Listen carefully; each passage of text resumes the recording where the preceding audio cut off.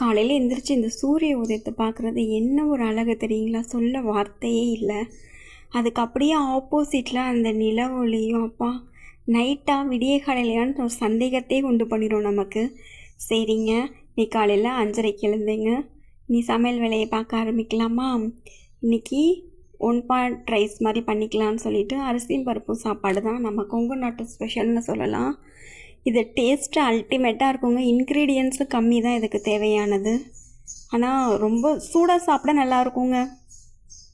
ஆறிப்போனால் அது அந்தளவுக்கு இருக்குமான்னு சொல்ல முடியாது. எனக்கு ஆறி போகிறத விட சூடாக சாப்பிட்றது தான் ரொம்ப பிடிக்கும். எண்ணெய், கடுகு, ஜீரகம், அதுக்கப்புறம் 2 பச்சை மிளகா, பூண்டு தட்டி போட்டிருக்கேன், வெங்காயம் போட்டிருக்கேன், கருவேப்பிலை தழை போட்டு வணக்கிட்டு அதுக்கப்புறம் தக்காளி சேர்க்கணுங்க.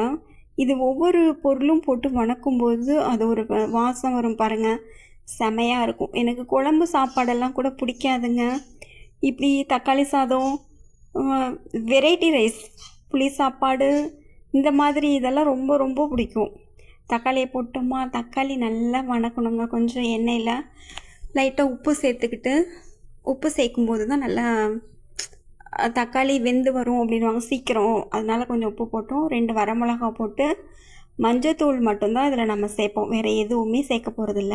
அப்புறம் அரிசியும் பருப்பும் கழுவி போட்டு அந்த எண்ணெயோடு 2 வணக்கிட்டு, நான் எப்போவுமே இந்த பிரியாணி ஆகட்டும் ஏதோ ஒன்று செய்யும்போது பச்சை தண்ணி ஊற்ற மாட்டேங்க. தண்ணி தேவையான அளவுக்கு அளந்து பக்கத்துலேயே கொதிக்க விட்டுருவேன்.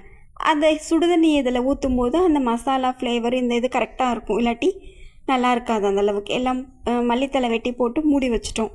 அதுக்கப்புறம் இந்த சைடு ஒரு சட்டியில் சட்டியை வச்சு எண்ணெயை ஊற்றி காலிஃப்ளவர் மசால் போட்டு வச்சுருக்கேங்க. காலிஃப்ளவர் சில்லிக்கு போட்டு எடுத்துட்டோம்னா வேலை முடிஞ்சிருச்சு. இன்றைக்கி சாப்பாட்டு வேலை 2 ஐட்டம் அருமையாக சீக்கிரம் முடிஞ்சிருச்சுங்க. சரி, நீங்களும் வாங்க சாப்பிடலாம். இல்லாட்டி நீங்கள் இது எப்படி இருந்துச்சுன்னு இதே மாதிரி நீங்களும் செஞ்சு சாப்பிட்டு பார்த்துட்டு எனக்கு கமெண்ட் பண்ணுங்கள், ஓகேவா? சில்லி சூப்பராக இருந்துச்சுங்க டேஸ்ட்டு. எனக்கு அதுக்கும் இதுக்கும் அல்டிமேட். ஊறுகாய் இருந்தாலே போதுங்க, பருப்பு சாப்பாடு